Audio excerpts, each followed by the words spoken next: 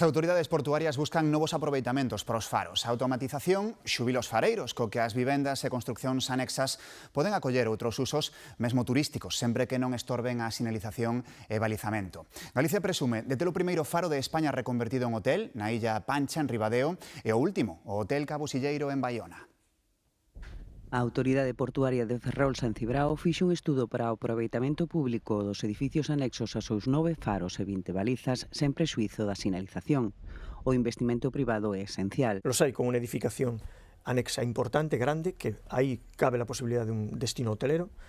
Luego los hay con una edificación mucho más pequeña, pues que pueden ser un centro de origen pues de rutas, de senderismo, hasta puntos de observación de naturaleza. As casas do fareiros, os torreros están quedando desusos. Se non chega a empresa privada para poder restauralos, isto vai acabar caendo.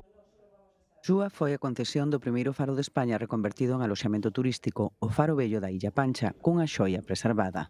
Unha escalera do siglo XIX, de 1857, é unha escalera de Sargadelos, de Forxa de Sargadelos. O faro do Cabo Prior xa funciona como sala de exposicións e o de bares ten moitas posibilidades para unirse como hotel no futuro aos de Illa Pancha, Lariño, Fisterra e o Hotel Boutique Cabo Silleiro en Baiona, inaugurado este ano. Estamos moi contentos de haber posto en valor precisamente patrimonio que de todos, non? Majestuoso, pois esta torre coas súas escadas interiores. O interese turístico está demostrado, veráns e fins de semana todos están case sempre completos.